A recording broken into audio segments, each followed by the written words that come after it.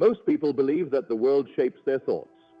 I am here to tell you the exact opposite is true, and this single misunderstanding is silently destroying every manifestation you have ever attempted.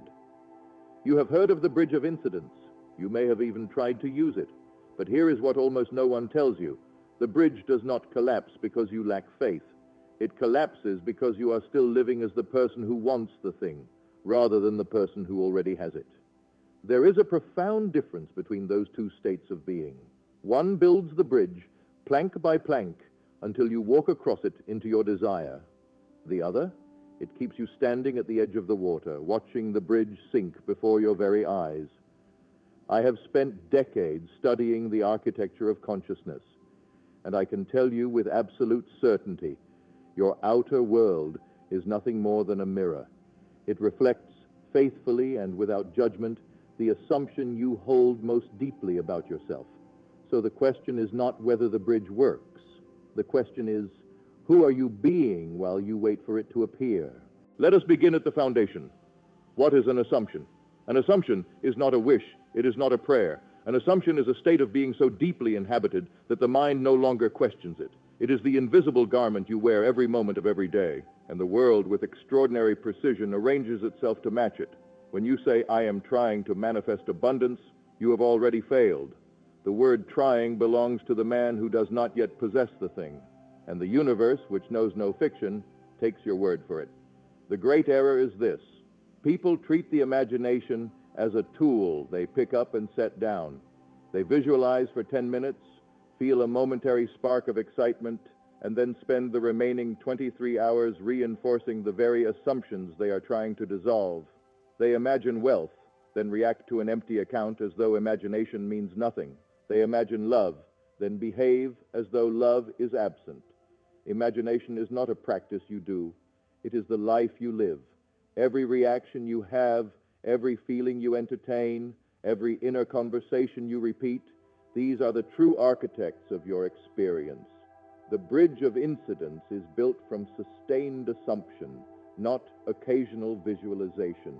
And here is what most people never consider. What happens to a bridge that is built during high tide and abandoned during low? It does not hold, and neither will yours until you understand the second principle. Consider the conversations you have with yourself, not the ones you consciously choose, but the ones that run beneath the surface, the quiet murmur that accompanies you through your days. This will never work. People like me don't get these things. It's too late for me. These are not harmless thoughts. These are instructions. And the subconscious mind, faithful servant that it is, moves with extraordinary efficiency to prove them right. I taught, and I teach still, that your inner conversations are either building your desired state or dismantling it. There is no neutral ground. Every word you speak inwardly is a seed planted in the most fertile soil that exists, your own consciousness. The man who walks his bridge of incidence successfully is not the man who never doubts. He is the man who has learned to redirect his inner conversation the moment it drifts. He catches himself mid-sentence. This will never, and quietly, firmly returns to his assumption, not through force, through decision. And here is the deeper truth that most overlook. The conversations you have about others are equally powerful. If you speak of a friend as though he is struggling, you are reinforcing a world of struggle. If you speak of yourself as though you are already the man or woman you desire to be, your entire reality begins to reorganize around that identity. This is not philosophy. This is the mechanics of mind. But there is one final piece, the one that, when missing, makes everything else feel like sand slipping through your fingers. I call it living from the end. Most people try to get to their desire. They treat it as a destination somewhere ahead of them, a promised land they must earn, negotiate for, or be worthy of. And so they travel toward it, always just slightly out of reach. But the consciousness that creates is not a traveler. It is a dweller, It does not move toward the desired state. It inhabits it, fully, completely now. What does this mean in practice? It means you do not visualize yourself receiving the letter, the call, the recognition. You inhabit the feeling of the man who has already received it. You feel the relief, the gratitude, the quiet confidence of one whose world reflects his deepest assumption. This is why the bridge of incidents collapses for so many. They stand before their desire and look at it longingly. But the bridge is built from the other side. You must begin from the end and let the incidents arrange themselves as a natural consequence of who you are being. The world does not respond to your wishes. It responds to your being. And being is not something you perform. It is something you surrender to, a decision made in the silence of your own consciousness, away from the noise of the outer world, away from the evidence that contradicts what you know to be true. This is where most people falter, not from lack of desire, from lack of stillness.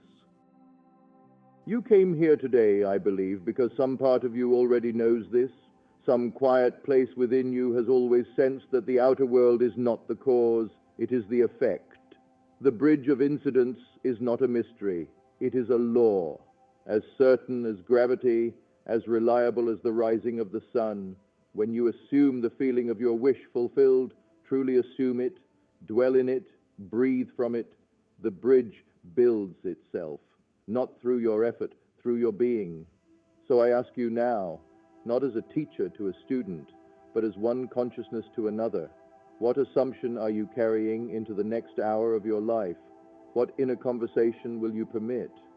What does the man or woman who already has what you desire feel like? Right now, in this moment, find that feeling, inhabit it, refuse to be argued out of it by circumstance, by delay, by the quiet whisper of doubt. The bridge does not collapse because the law fails.